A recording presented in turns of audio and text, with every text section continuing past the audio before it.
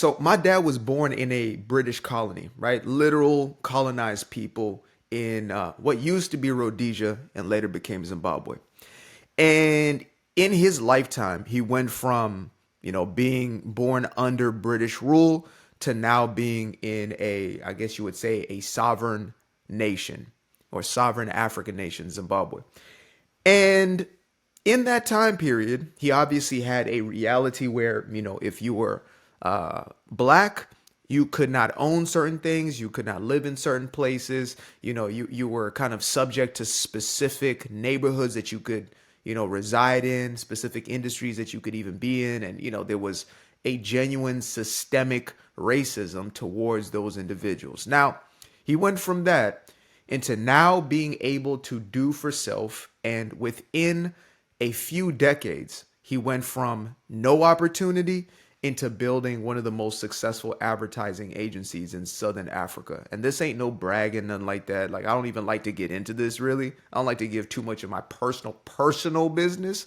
But if it's for the sake of making a point, then I do so. So he had that transition within his life. As a matter of fact, he actually went to the first integrated school in the country's history, right? The first school where they let in black students. So he's one of the first 5 or 6 black students that went to the school. And it was an all boys school. It was a boarding school. And you can imagine the things that he went through, the animosity and things of that nature. So, I moved to the United States when I was around 10 years old on a green card and, became naturalized as a citizen, went through the entire process, etc. And I've been here for decades at this point.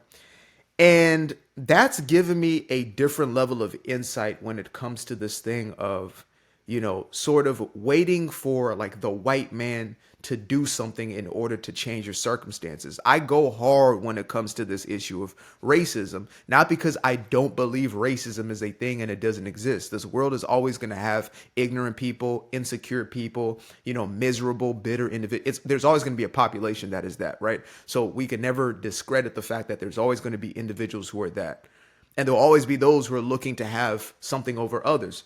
Like when you are, in a place like Africa, you get to see that it's tribe to tribe. Like it wasn't like, oh, white man goes away, we're all in this together. No, tribes were still fighting each other. I mean, to this day, it's like tribalism is the heaviest thing. And it's people who look the exact same, the same bloodlines, but may have different cultures. So anyway, I've been given this unique perspective as far as, being able to break out of a mindset of waiting for the white man, right? Or trying to fix something out there in order to change your circumstance over here. And I've oftentimes gotten this comment, and I'm not saying I get it, like all throughout my comment section, but, there are people who figure out that I wasn't born in this nation and they try to discredit my opinion based upon that, right? Some people call me a tether because they're always making up these new names and stuff like that. New shaming words or new words to silence the opinions they don't want to hear. They say, well, you're not an FBA, a foundational Black American, which is a pretty new term itself. It's only been in the ecosystem for a few years at this point. But they throw these sort of terms to say, you don't understand our plight. You don't get it. And to me, I don't go on about my story, but I'm like, oh, my dear, if only you knew. I mean, you speak of, colonization and, and I'll be quiet about it. People love to go on about the colonized. And I'm like, oh, if only you knew I actually came out of a British colony. I was the first generation born into like a non-British colony. So I was a few years removed from it, right? A few years removed from it. And, feeling all of the repercussions of it after the fact. And yet I was able to see people who rose above and it's kind of like the first individuals who walked off those plantations, right? And they just started to build. They said, what is behind us is behind us. Let us do what we got to do now, right? Those folks who stepped out of Jim Crow and said, what is behind us is behind us. And I know they exist because I've had an opportunity to speak to a few. I moved from the Bay Area to a smaller town, and I've had multitudes of conversations with older folks born, and folks who were raised in the 50s, 60s, like older folks. You know what I'm saying? Pre-Jim Crow folks. And, well, not pre-Jim Crow, but during Jim Crow folks. And I hear this come up time and time again where it's like, man, the race conversation has blown up to a way I've never seen it before. And there's even a lot of folks online. I mean, I've covered a few stories, the Jesse Lees, Jesse Lee Petersons, the Thomas Souls, etc., who grew up in that time and say, like, we were able to get along. Like when we were able to get together, we were able to push forward and to look forward. And unfortunately, we now live in the best of times when it comes to opportunity. As a matter of fact, there are more advantages for some people, than others based upon, these identity markers. And yet somehow there's more of an outrage and an outroar about, injustice. It's kind of like with the feminist movement. It's like the more women's rights there are, the more of an outcry there is, the more of this retaliation, people creating a false sense of purpose through fighting an injustice that is no longer existent. And the irony is there's people on the other side of the planet, or even not too far, your own, neighbors next door, who they need those rights, right? We should be fighting for their rights, but nah, it's radio silence when it's them. It's like, what about my reproductive rights? It's like, well, you have literally every right. Even if you wanted to go to another state and, unalive your baby, you can do that in this country. There are places where that's not even an option. It's not even on the table. You understand? That's not even a thing. You can't even speak to your fellow woman in some place. Like there are still human rights violations that most of us can't fathom. But again, because when you're born into a certain level of privilege, because it is a privilege to be in this country. I was privileged to be able to, essentially be welcomed into this nation and to go through the process of becoming a citizen. And I love this country. That's why I have such an affinity. That's why I have such a deep rooted, I guess, I have such a loyalty to America. It's because America gave me everything. You understand? This country has served me, not because they handed anything. My family, like, first place we lived was a Motel 6, me and my mom and my brother, like me, my mom, my dad, my brother, all of us in this little room. Like that's where we started when we came here. And then, my folks did what they did and we built our way up and things of that nature. But I always had this appreciation to say, damn, like I have an opportunity. And that's what this place represents. Not a handout. It was never a handout. When you see a lot of foreigners who come here who respect the way of America, not these folks who come here and disrespect and looking for damn welfare, but the ones who actually respect and start to build here, they say there's more than 50 something % of the millionaires and billionaires that are either foreign born or first generation, because the mentality is, man, like I got to build something. I got to do something, or at least I got to build something in order to create an infrastructure for my kids to really, really take off. You might have a dad who's in his 40s or 50s. He's going to drive Uber. He's going to do this. He's going to do that. Like he's going to do all these oddball jobs to make sure that his kids go to school. They get, degrees that are going to actually make money. This one got to be a doctor. This one got to be a lawyer. This one got to be an engineer. Boop, boop, boop. And they push them through and boom, you have a generation of success. And again, that comes as a direct reflection of when you saw the struggle, you're so desperate to get out of it that it's like you don't even want to look at it anymore. You want nothing to do with it. And I believe that's what happened, post-slavery, after the Emancipation Proclamation, as well as after the Civil Rights Act. You have masses of black folk who simply wanted to experience their freedom. That's all that mattered to them. But now we're on this other side where that freedom has existed for so long, and these opportunities have been, so vast that many are losing their sense of purpose. It's like, what do we have to fight for anymore? That's why it's very appealing. This woke activism is extremely, it's alluring to those who haven't truly found their purpose in this life, especially in this modern world that we've built for ourselves where everything's so convenient, etc. Right? There's no survival. Those things are pretty much taken care of. Though you may be living in fight or flight because of trauma and stress and things of that nature that, are unresolved. There is there are resources that you can go to, even if it's a food bank. You get what I'm saying? There are some places that does not exist. If you're just poor, you're just poor. There is no resource to go to, right? You have to fend. You have to grow the food. You have to whatever, not by choice. So we have essentially that aspect taken care of. Housing, which again, not everybody may have a house they own. Not everybody have an apartment, but there's shelters. There's this, there's that. So you can almost guarantee that in this environment that you can find these things or you can find your way to them. So when you have a lot of these needs met, and when you find a lot of these activists, they also come from, either they're well off or they're taken care of. The survival needs aren't there to begin with. So that's why they can go out there and protest. They're not thinking about, damn, I got to fend for, I got to, I got to make sure I take care of this and that, house, food. They're not in that mindset. They're higher in Maslow's hierarchy. Like if you look at that pyramid, that famous Maslow's hierarchy, the survival needs are taken care of. So now they're on to the next level. And now they're looking for significance and acceptance and belonging and self-actualization and all these other things. And those can be so out of reach. They can be so nebulous. They're just out there. What does it mean to have significance? What does it mean to have belonging and acceptance? And so we look for it in all the wrong places. And that turned on its head. I said, like, the darker side of that is you look for validation through some of the most destructive means and measures. Right? When you are self-deprecating, when you find yourself in a place where you're constantly beating up, the system is down on me. I can't do anything for myself. When you feel you have no personal agency, when you feel you have no control over your life and you buy into that narrative, you end up becoming resentful. You end up becoming bitter. You end up becoming one of these, outraged, woke lefties, these so-called progressives. You're out there standing in the middle of traffic, protesting climate change, making no damn sense at all. You're fighting for, black lives, but yet the multitude of black lives that are being taken on a daily basis, you don't stand for. And when somebody brings that point up, you attack them. So you're going to feel some type of way because I just said that right now.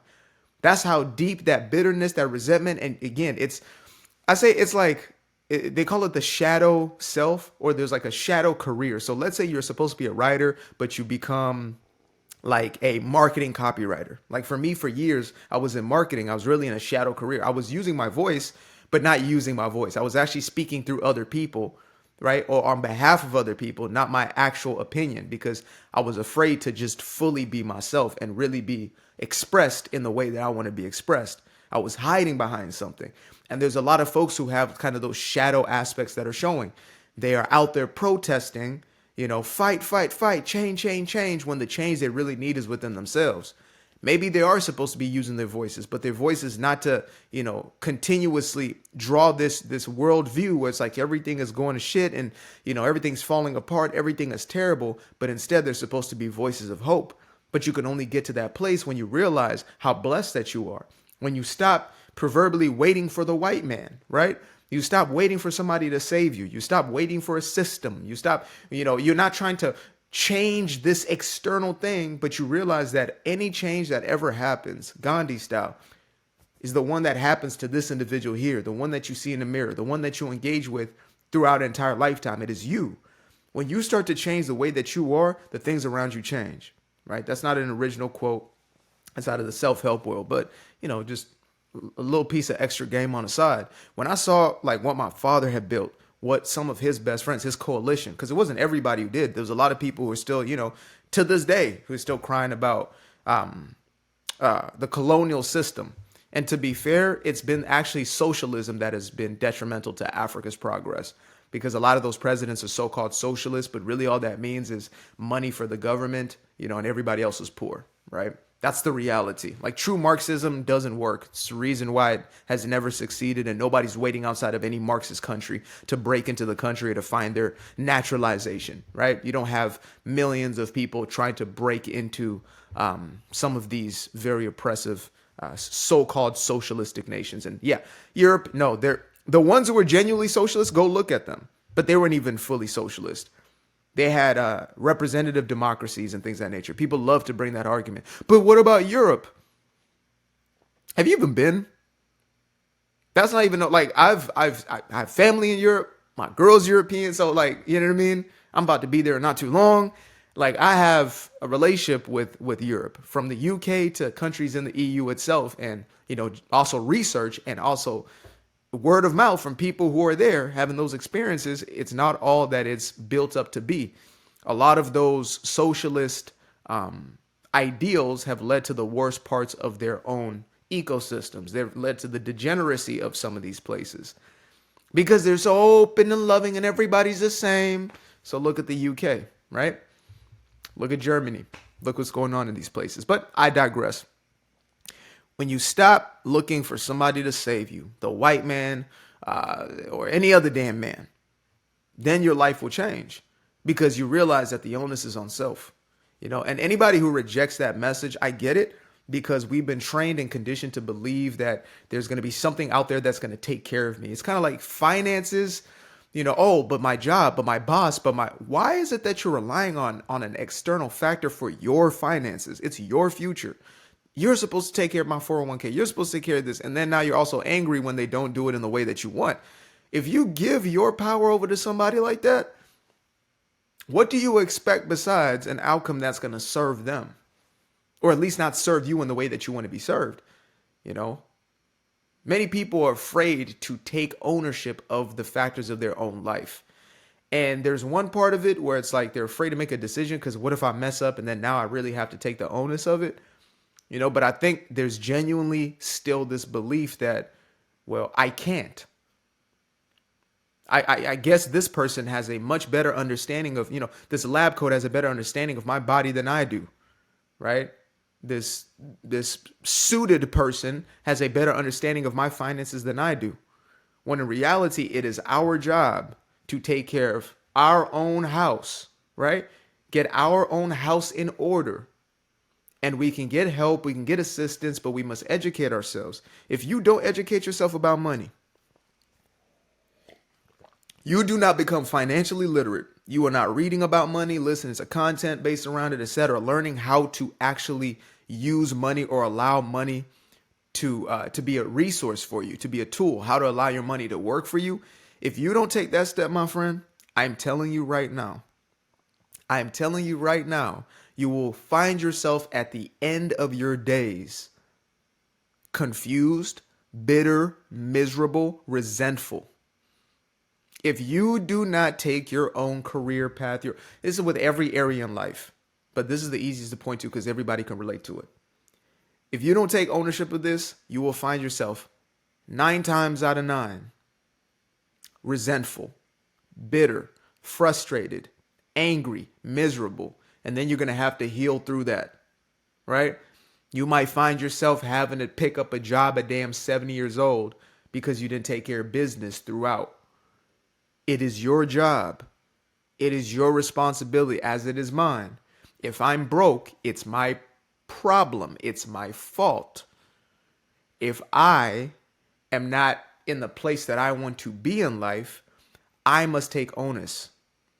Whatever the system is that I'm living in, if it's a terrible enough system and I think it's so oppressive and so racist and so, then get out of that system. You don't live in North Korea.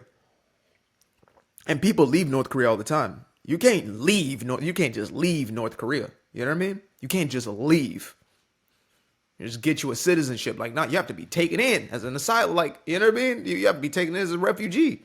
So, America, there are thousands of flights every single day that are leaving here. If you truly believe this isn't a system that's working for you and you want whatever sort of system, you can gladly leave the country today and go to the place that you believe is going to serve you. But if you don't take that step, then you're not serious.